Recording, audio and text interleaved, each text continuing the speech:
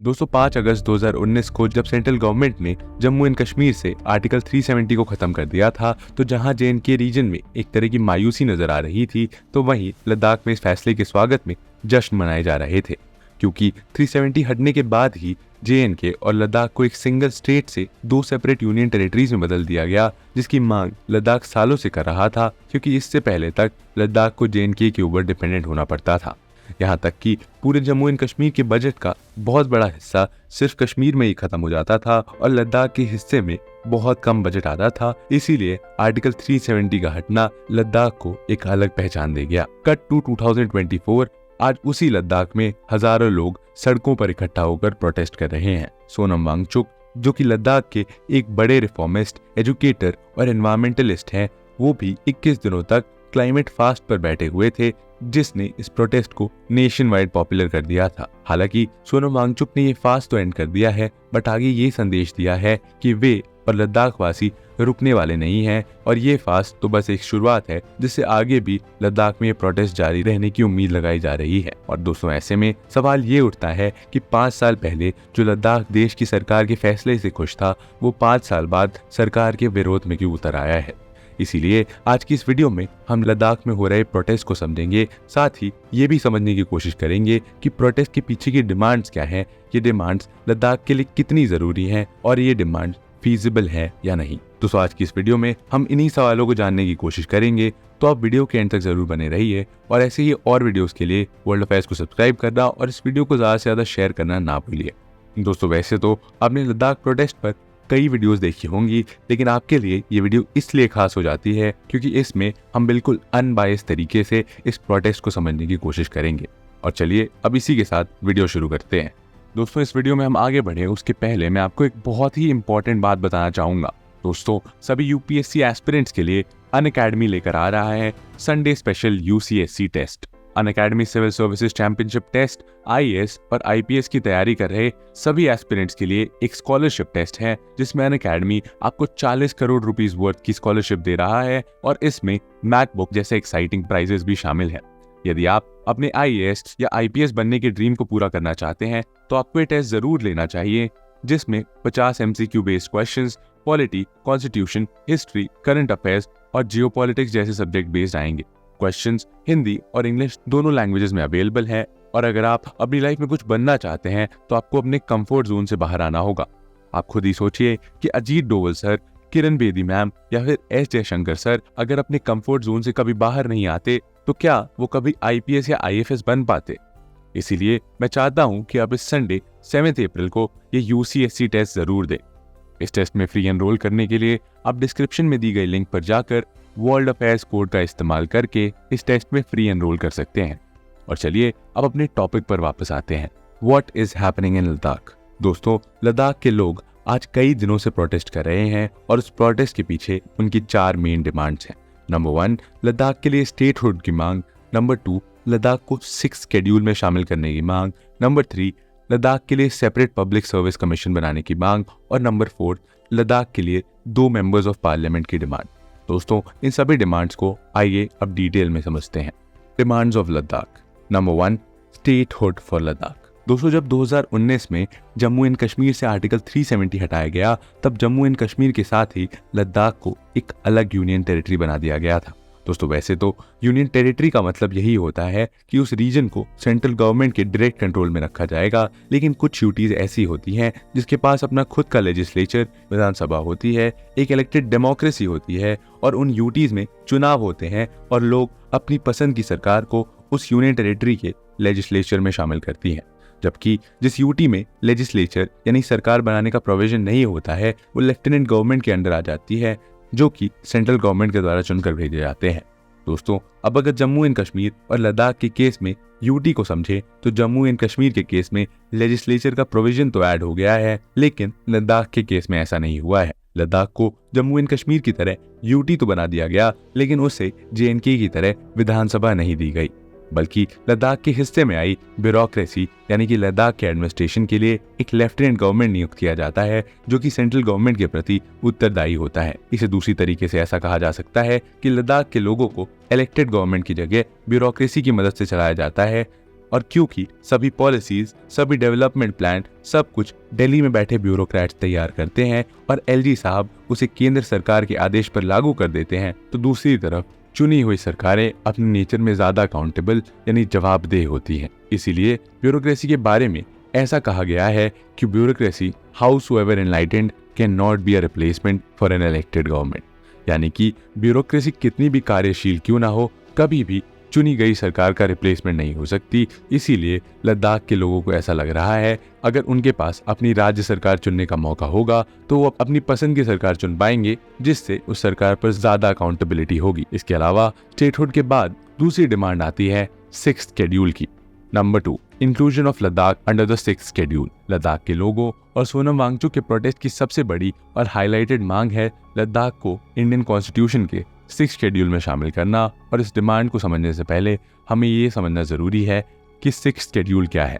दोस्तों, देश के संविधान निर्माताओं ने देश में इंक्लूसिवनेस बनाए रखने के लिए 1949 में कॉन्स्टिट्यूशन के आर्टिकल 244 में 6th शेड्यूल को ऐड किया, जिसे इस तरह से डिजाइन किया गया है कि वो देश की ट्राइबल कम्युनिटी के हितों की रक्षा करते रहे। क्योंकि ये 6th schedule tribal populated region में ऑटोनोमस डिस्ट्रिक्ट बनाने और इस डिस्ट्रिक्ट को एडमिनिस्टर करने के लिए ऑटोनोमस डिस्ट्रिक्ट काउंसिल बनाने की परमिशन देता है। दोस्तों, यहाँ ऑटोनोमस से मतलब है एक लिमिटेड अमाउंट में मिली स्वतंत्रता से है, जिसमें एडीसीज यानी ऑटोनोमस डिस्ट्रिक्ट काउंसिल के पास ट्राइबल कम्युनिटी के इंटरेस्ट को सिक्योर करने के लिए हर ताकत होती है, जिसमें कानून बनवाना हो या कानून लागू करना। ये सब डिस्ट्रिक्ट काउंसिल ही देखता है और साथ ही वहां के किसी मुद्दे को निपटाने के लिए जुडिशियल पावर भी इन्हीं काउंसिल के पास होती है। जिस रीजन में 6th शेड्यूल लागू होता है वहां की स्टेट गवर्नमेंट को भी इन ऑटोनोमस रीजन पर कोई प्रावधान लगाने की अनुमति नहीं होती है और उसके लिए उन्हें एडीसी से ही बात करनी होती है। और जब एडीसीज को यह भरोसा हो जाता है कि स्टेट गवर्नमेंट की पॉलिसी उनकी ट्राइबल कम्युनिटी को किसी तरह से नुकसान नहीं पहुंचाएगी, तभी उस पॉलिसी को उस रीजन में इम्प्लीमेंट किया जा सकता है।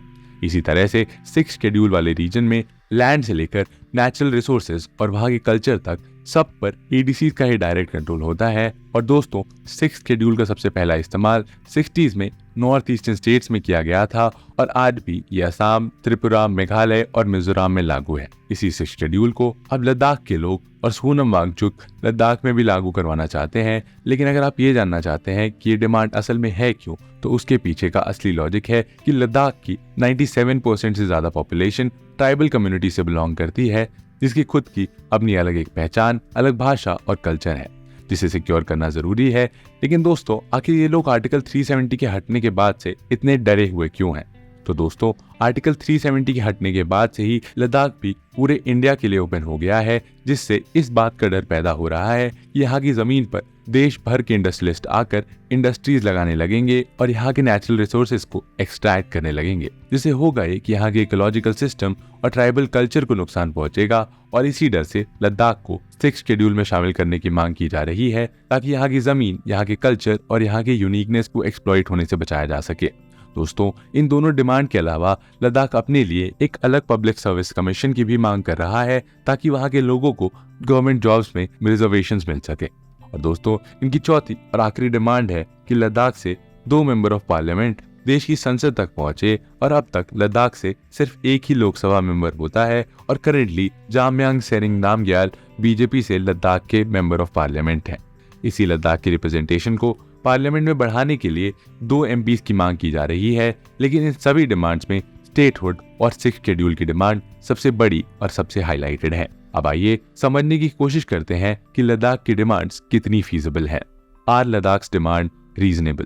दोस्तों, सबसे पहले 6th शेड्यूल की डिमांड की बात करें तो लद्दाख के लोगों की ये डिमांड जायज तो है, लेकिन यहाँ पर एक पेच भी है। दरअसल दोस्तों, इंडियन कॉन्स्टिट्यूशन में 6th शेड्यूल का प्रोविजन सिर्फ और सिर्फ नॉर्थ ईस्टर्न रीजन के लिए ही बनाया गया था, जबकि देश के बाकी ट्राइबल एरियाज को 5th शेड्यूल के अंदर रखा गया था। अगर आपको 5th शेड्यूल के बारे में नहीं पता है तो आपको बता दूं कि नॉर्थ ईस्ट को छोड़कर देश के 10 राज्यों के ट्राइबल एरियाज में 5th शेड्यूल लागू है। यहाँ पर ट्राइबल पॉपुलेशन के प्रोटेक्शन के लिए स्पेशल पावर्स राज्य के गवर्नर के पास होती है, यानी कि 6th शेड्यूल की तरह कोई ऑटोनोमस डिस्ट्रिक्ट काउंसिल या लोकल गवर्नेंस का सिस्टम नहीं होता है। अब वापस लद्दाख की मांग पर आए तो एक पल के लिए मान लेते हैं कि गवर्नमेंट ने लद्दाख के 6 शेड्यूल की मांग को पूरा कर दिया, लेकिन दोस्तों गवर्नमेंट जैसे ही ये डिमांड को पूरा करेगी वैसे ही 6 शेड्यूल जो नॉर्थ ईस्ट की लिमिट में अभी बंधा हुआ है वो लिमिट खत्म हो जाएगी और देश के वो 10 राज्य भी अपने यहाँ 6 शेड्यूल की मांग करने लगेंगे जिनकी ट्राइबल पॉपुलेशन अभी 5th शेड्यूल के अंदर आती है। और दोस्तों उन राज्यों में भी इस मांग को लेकर आंदोलन भड़क उठेगा और इसके साथ ही लद्दाख के 6 शेड्यूल डिमांड के अगेंस्ट जो लॉजिक दिए जा रहे हैं उसमें एक logic potential delay in decision making भी है। अब आप सोच रहे होंगे कि ये क्या भला है, तो आपको बता दें कि बहुत से लोगों का ऐसा मानना है कि लद्दाख जैसे ही 6 शेड्यूल के अंदर आएगा वैसे ही उसकी गवर्नेंस सिस्टम एकदम कॉम्प्लेक्स हो जाएगी और क्योंकि जो गवर्नेंस पहले एक परफेक्ट स्ट्रीम में काम कर रही थी उससे बहुत से अलग अलग स्ट्रीम में बांटना पड़ेगा due to the local bodies of governance. अब ये बात आप भी मानेंगे कि किसी भी एडमिनिस्ट्रेशन में जितने ज्यादा लेवल्स आते हैं किसी भी काम के होने में उतना ही ज्यादा समय लगता है और इसीलिए ऐसा होने से एडमिनिस्ट्रेटिव चैलेंजेस आएंगे, डिसीजन मेकिंग के प्रोसेस में देरी होगी जो लद्दाख के हित में तो बिल्कुल भी नहीं है। इसके साथ ही गवर्नमेंट का ये मानना है 6th शेड्यूल लद्दाख में जो सोशियो और इकोनॉमिक डेवलपमेंट करेगा वो वहाँ की यूटी एडमिनिस्ट्रेशन पहले से ही कर रही है। सरकार का कहना है लद्दाख के ओवरऑल डेवलपमेंट के लिए वहाँ पर एग्जिस्टिंग यूटी एडमिनिस्ट्रेशन पहले से इतना फंड दे रही है जो कि हर तरह के सामाजिक और आर्थिक विकास के लिए सफिशिएंट है।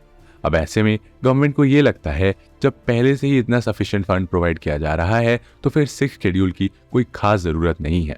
और रही बात सेपरेट पब्लिक सर्विस कमीशन की यानी राज्य की ट्राइबल पॉपुलेशन को नौकरियों में आरक्षण देने की, तो गवर्नमेंट का ऐसा कहना है कि वो पहले ही लद्दाख के एसटी कैटेगरीज के लोगों के लिए रिजर्वेशन को बढ़ा चुकी है। और आपको बता दें कि राज्यसभा में एक रिपोर्ट पेश की गई थी जिसमें यह मेंशन था कि रिसेंटली लद्दाख एडमिनिस्ट्रेशन ने वहां की शेड्यूल्ड ट्राइब्स की डायरेक्ट रिक्रूटमेंट के लिए रिजर्वेशन को 10 से 45% तक इंक्रीज कर दिया है, जिस वजह से वहां की लोकल ट्राइबल पॉपुलेशन का भी डेवलपमेंट होगा। इसके अलावा 6th शेड्यूल के अगेंस्ट ये भी आर्ग्यूमेंट दिया जा रहा है कि उसके आने से लद्दाख में इकोनॉमिक डेवलपमेंट में काफी दिक्कतें आएंगी और क्योंकि लद्दाख एक बॉर्डर लोकेशन भी है इसीलिए यहाँ एक क्लियर चेन ऑफ कमांड की भी जरूरत पड़ती है जो सेंट्रल गवर्नमेंट और लद्दाख के लेफ्टिनेंट गवर्नमेंट के बीच इजीली पॉसिबल है, जिससे मिलिट्री और पैरामिलिट्री फोर्सेस का मूवमेंट काफी आसान हो जाता है। और ऐसे में अगर 6th शेड्यूल को लागू किया जाता है तो इससे नेशनल सिक्योरिटी के साथ कॉम्प्रोमाइज भी करना पड़ सकता है। कंक्लूजन दोस्तों, इस तरह से देखा जाए तो लद्दाख के लोगों की मांग और गवर्नमेंट की चिंताएं दोनों अपनी जगह सही हैं, लेकिन देश के एक जरूरी हिस्से के लोग इस तरह से लगातार प्रोटेस्ट कर रहे हैं, ये भी चिंता की बात है। इसीलिए गवर्नमेंट को लद्दाख के लोकल लोगों, पॉलिटिकल लीडर्स और सिविल सोसाइटी के साथ मीनिंगफुल डायलॉग करना चाहिए ताकि दोनों पार्टीज एक कंक्रीट सोल्यूशन तक पहुंच चुके। और यहाँ गवर्नमेंट को ये इंश्योर करना होगा कि डिसीजन मेकिंग में लद्दाख की वॉइस को इग्नोर ना किया जाए। दोस्तों, आपकी इस मामले में क्या राय है? क्या सरकार को लद्दाख की डिमांड्स पूरी करनी चाहिए या फिर एक मिडिल ग्राउंड फॉर्म करना चाहिए? अपनी राय हमें कमेंट सेक्शन में जरूर बताइए और कैसी लगी आपको ये वीडियो ये भी जरूर बताइए हमें कमेंट सेक्शन में। दोस्तों, ऐसे ही और इन्फॉर्मेटिव वीडियोस के लिए वर्ल्ड अफेयर्स को सब्सक्राइब करना ना भूलिए। तो दोस्तों, इस वीडियो की शुरुआत में मैंने आपको यूसीएससी टेस्ट के बारे में बताया था जिसका लिंक डिस्क्रिप्शन में है। दीजिए इस टेस्ट को और स्कॉलरशिप प्राप्त करके अपने यूपीएससी के ड्रीम को साकार करिए। मिलते हैं आपसे ऐसे ही एक और इंटरेस्टिंग वीडियो के साथ। तब तक के लिए जय हिंद।